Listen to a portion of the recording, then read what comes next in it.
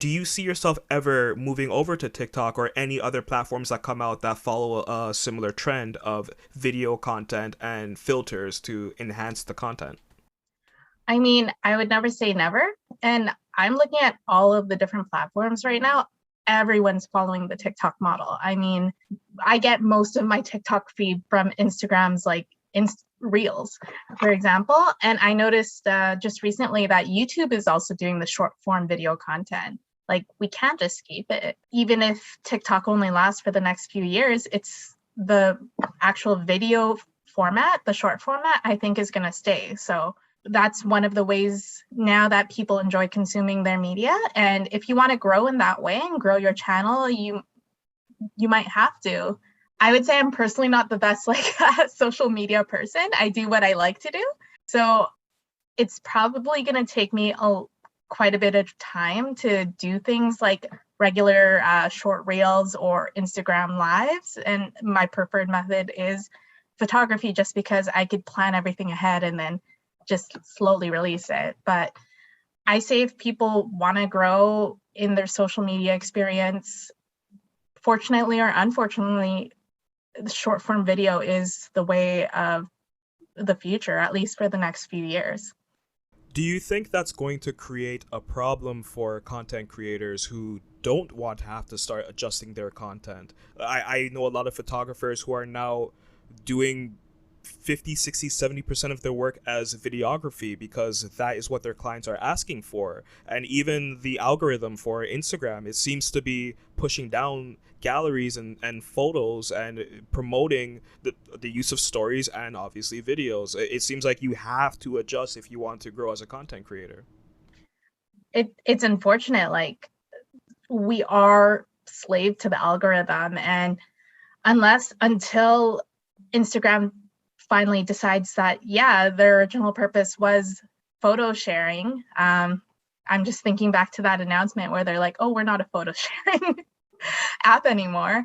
Like, if you want to grow and proceed, the unfortunate thing is you have to follow those algorithms unless there are new platforms out there for that can grow and surpass apps like Instagram and TikTok. So yeah, it's unfortunate, and as a lover of photography, I wish it was any different. But if you want to grow your content in that regard and grow exponentially, you might have to switch. But I think there's still a love and a passion for still imagery and not having to do those or sell yourself or change who you are. But it's definitely more about like what you want and what your priorities are. So if you want to become the biggest star out there, get those millions of followers, yeah, go chase after the algorithm and go chase after what's trending right now. But if you just want to grow steadily and you want to just build it from what you want, you have to kind of keep your expectations in that realm. And what about you? What do you see as your career trajectory when it comes to cosplay? And do you think that maybe you're fighting against Instagram's algorithm right now?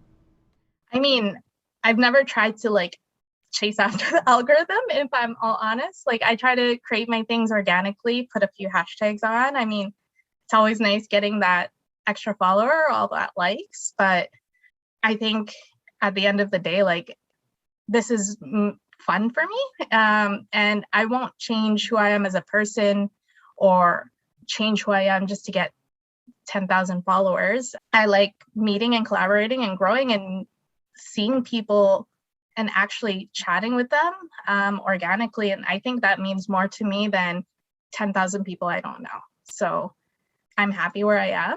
And I'm so glad that people like you were able to find me.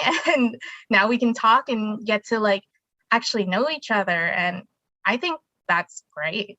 If I grow on Instagram, if I decide to do videos, things like that, it won't be for chasing clout. It would be for just wanting to try something new and something that might make me happy, I think, in the long run.